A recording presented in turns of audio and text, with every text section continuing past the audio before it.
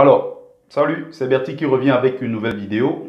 Cette fois-ci, je vais dénoncer la stigmatisation, la discrimination qu'il y a entre nous, les Noirs en Europe. Je veux m'attarder ici précisément sur le cas du Cameroun, de la Côte d'Ivoire et bien d'autres. La dernière fois, j'étais invité, comme de temps en temps je suis invité dans les fêtes bidons des communautés villageoises camerounaises qui est un peu partout en Europe. J'arrive et je suis assis au VIP. Je me dis, bon, le VIP, c'est avec quand même une certaine catégorie de personnes et je m'attendais à entendre un discours complètement différent de ce qu'on peut entendre tous les jours.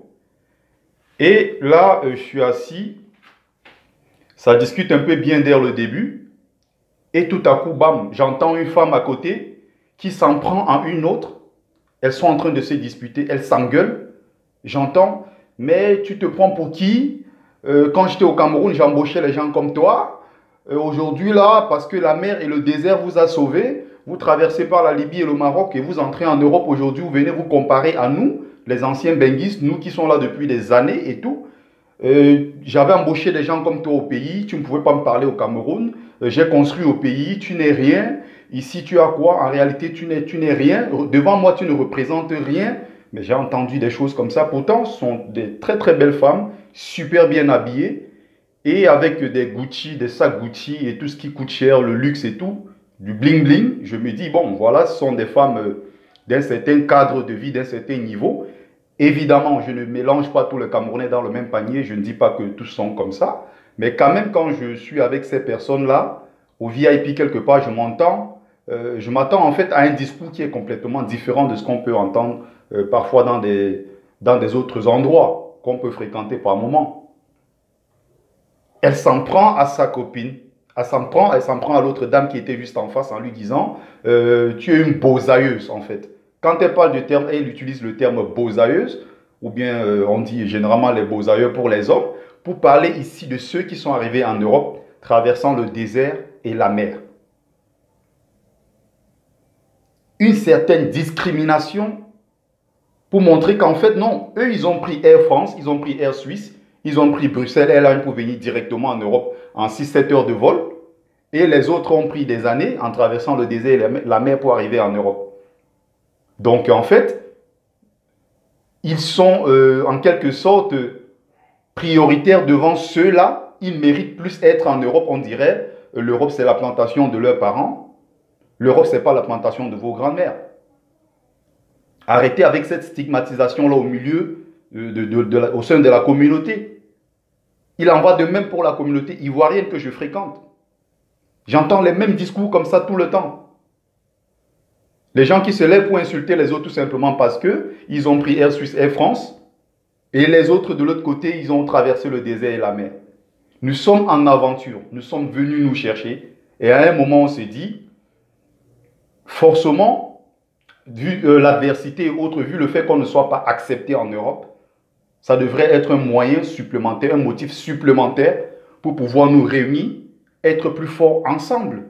Je ne comprends pas comment on est déjà discriminé, on est stigmatisé par les Blancs chez eux, et encore entre nous, on se stigmatise au quotidien. Nos enfants noirs qui sont nés et qui ont grandi en Europe ici, parfois ne nous acceptent pas. Eux aussi nous discriminent. Ils nous appellent les blédards, ceux qui sont nés en Afrique et qui sont venus se chercher en Europe. Et maintenant, entre nous les blédards, on se fait encore la guerre, tout simplement parce qu'il y a ceux qui sont d'un autre rang, ils ont voyagé légalement, et de l'autre côté, on a des gens qui sont passés par la mer et le désert. C'est une honte. C'est une honte. Et quand on arrive à poser des questions parfois à ces gens-là, qui ont peut-être eu la chance d'avoir peut-être des meilleures situations en Europe, ceux qui sont par exemple des médecins, on voit des professeurs d'université, on voit des cadres, des hauts cadres, ceux qui gagnent bien leur vie dans l'entrepreneuriat et autres. Quand on leur demande quelle est la situation de vos frères qui se retrouvent dans la rue, parfois d'autres à Château-Rouge, d'autres à Saint-Denis, ceux qui sont des migrants et qui viennent d'arriver, qui sont dans la merde, quand on leur demande, est-ce que vous allez souvent à la rencontre de ceux-là? pour savoir quelle est leur situation. Il y a des gens carrément qui vous disent non, qu'est-ce que j'ai à traiter avec les gens comme ça? Non, moi, je ne les côtoie pas. Je ne les côtoie pas. Je fais quoi avec les gens comme ça? Il n'y a que les nègres pour tenir ce genre de discours. Tu n'entendras jamais ce genre de choses, par exemple dans la communauté asiatique. Tu ne verras pas un Chinois en train de dire je ne côtoie pas mes frères chinois du 13e ou bien de Belleville. Vous n'entendrez jamais ce genre de discours. Des Pakistanais, des Bangladais qui arrivent en Europe et qui peuvent arriver quelque part et se vanter en disant je ne côtoie pas mes frères asiatiques comme moi. Je vois même des nègres arriver à se vanter en disant mes voisins c'est les blancs. Je n'ai que des blancs comme voisins, je n'ai rien à foutre avec les noirs. Cette discrimination-là entre nous, il faut l'arrêter. J'étais encore dans le train la dernière fois, j'écoute une sœur camerounaise et ça me faisait honte. J'étais à côté, je l'écoutais. J'ai même voulu filmer, mais il n'y avait pas moyen. Je l'écoute, elle est au téléphone. Non, moi, je préfère moi être avec les beaux ailleurs. Parce que les gens qui croient qu'ils ont pris Air France là, ils se prennent même pour qui? Non, moi, mon nouveau gars avec qui je suis là, il ne me dérange pas, c'est un beau ailleurs. Je préfère moi les gars comme ça parce qu'ils ne se prennent pas la tête. Peut-être le beau ailleurs que tu es en train de négliger. Le beau ailleurs que tu es en train de stigmatiser. Peut-être c'est celui-là l'homme de ta vie. Celle qui se dit, la négresse qui se dit française quelque part, qui a un petit joli appart et un petit boulot, et qui discrimine l'autre tout simplement parce qu'il est beau ailleurs. Peut-être celui que tu es en train de négliger, c'est l'homme de ta vie. Et que tu ne trouveras pas mieux ailleurs. Cette discrimination-là entre nous en Europe, c'est de trop et il faut en parler. Puis encore, en Allemagne, j'ai des amis là-bas, j'ai beaucoup de gens que je connais dans mon milieu et qui travaillent aussi en Allemagne. D'autres sont étudiants, d'autres des ingénieurs, autres. Mais c'est jusqu'au point où, même quand on se retrouve en boîte de nuit, pour voir quelqu'un danser avec l'autre, il faut commencer déjà à regarder au préalable si celui-là ne sort pas du Maroc ou bien de la Libye ou bien je ne sais pas de quel pays du Maghreb. Les gens posent des questions. Comment tu as fait pour arriver en Europe? Hier, on entendait de nos sœurs parfois, je précise ici les sœurs parce que ce sont nous les hommes qui allons draguer et non le contraire. On entendait encore pour les femmes les plus polies qui nous disaient la dernière fois que tu étais au pays, c'était quand?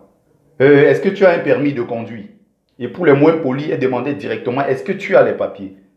Tu as le kaolo, comme les Camerounais disent chez eux. Quelle honte de penser qu'à un moment, quelqu'un ne peut avoir sa place auprès de toi que s'il a les papiers.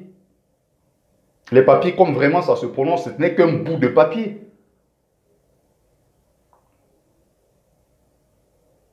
Tu entends encore entre les Noirs se discriminer en Europe jusqu'à ce point-là. Pourtant, les autres communautés sont en train de se mettre ensemble pour avancer. Et après, il y a beaucoup qui vont se plaindre. On arrive, il y a beaucoup qui laissent leurs sœurs pour aller, par exemple, épouser les blanches. Si les gens viennent vers vous et que vous les discriminez tout simplement parce qu'ils sont peut-être trop noirs, vous les discriminez tout simplement parce qu'ils n'ont pas un boulot, qu'ils n'ont pas un appartement, c'est normal s'ils arrivent ailleurs et que dans les autres communautés, par exemple la communauté blanche, si elles sont acceptées là-bas, si ces personnes-là sont acceptées là-bas, ce n'est que normal qu'ils continuent leur vie de l'autre côté. Très loin même des femmes noires. Si vous continuez à discriminer vos propres frères, sous prétexte qu'ils n'ont pas de papier ou bien qu'ils n'ont pas le white collar job, mais attendez, mais on va où avec ça? Les noirs qui se vantent de ne pas côtoyer leurs frères noirs. On voit les gens qui ont pris Air Suisse, Air France, qui se vantent d'avoir voyagé légalement et qui ont pour préoccupation principale ceux qui ont pris le désert et la mer. À un moment, si vous avez fait 15 ans, parce qu'on entend souvent, mon petit, je suis en France, ça fait 25 ans, mon petit, je suis là depuis 79, je suis là depuis 86. Pour eux, ils en sont fiers de dire qu'ils ont joué le rôle de nègre pendant longtemps en France. Si vous avez fait 20, 25 ans et que votre préoccupation encore, vous vous souciez, ou alors les gens avec qui vous allez en duel sont ceux qui sont arrivés récemment traversant la mer et le désert, ça signifie tout simplement que votre bilan de 15 ans et de 20 ans en Europe est néant. C'est aussi simple que ça. Vous devrez plutôt vous intéresser aux gens qui sont arrivés à la même période que vous, qui sont en train d'émerger, qui ont construit des maisons partout en Afrique, qui ont des entreprises même sur place en Europe et qui ont un autre cadre de vie. C'est avec ceux-là que vous devez être en train de discuter. Et non vous rabaisser et vous comparer aux gens qui sont arrivés dans des conditions, vraiment des conditions horribles. Ce genre de discrimination entre nous, on doit arrêter ça, on doit stopper ça. Les gens se prennent pour je sais pas, des Français, des Belges, des Allemands et autres, comme ils ont des bouts de papier qu'ils appellent nationalité et autres en poche, ils se servent de ça pour discriminer les autres. Si vous vous rabaissez encore à ce niveau, ça signifie tout simplement que votre bilan en Europe est néant. Vous devez bien sûr être à un niveau bien plus élevé que ça. On voit des gens se vanter, mais tu étais quoi au Cameroun? Au Cameroun, j'embauchais les gens comme toi. Tu étais quoi au Cameroun? Aujourd'hui, tu viens me parler en France. Tu es qui pour venir me parler en France? Hier, tu pouvais me parler. Quand on vient chez moi, on boit du vin rouge qui a fait 20 ans. On boit du vin rouge du temps de Hitler. Chez toi, on peut boire quoi? J'étais dépassé ce jour-là. Quand j'étais sur cette table VIP, j'étais assis avec des personnes. À un moment que je me disais, mais c'est quoi ce truc-là? Je me disais, ceux-là ont quand même un certain niveau. Et j'étais complètement dessus ce jour-là d'entendre ce genre de discours. Et ce n'est pas la première fois. J'ai de temps en temps entendu les choses comme ça en côtoyant les Camerounais, généralement ici en Europe. Même quand j'étais encore récemment en Belgique, j'ai entendu les mêmes choses. Dans la communauté ivoirienne, c'est pareil. On discrimine nos frères, on discrimine nos sœurs tout simplement parce qu'ils ne sont pas arrivés dans les mêmes conditions. Ou alors ceux qui sont sur place ici et qui sont peut-être français pensent que peut-être avec cette nationalité-là, ils ont atteint le Graal, ils ont atteint le sommet, au point de mépriser leurs propres frères. Comment vous voulez que les autres nous respectent? Comment vous voulez que les autres nous regardent? Ce n'est que normal quand les autres voient ça, ils se frottent les mains, ils se disent, mais ces négros-là, ces nègres, ils n'ont rien compris. Il n'y a que le nègre pour faire ça. Être fier d'être peut-être, avoir une nationalité européenne et profiter de ça pour mépriser ses propres frères qui viennent d'Afrique. Il n'y a que chez nous qu'on voit ça. Je ne veux pas évidemment mélanger tout le monde, mais 80%, 70 à 80% de ceux qui vivent ici, sortant de ces pays africains-là, la majorité, on est dans le ghetto. Évidemment, il y a une minorité qui est à un certain niveau, des ingénieurs, des hauts cadres, je suis d'accord, je ne mélange pas tout le monde dans le même panier, mais il y a des discours qu'on ne devrait pas tenir. Ce sont des choses qu'on ne doit plus entendre dans notre communauté.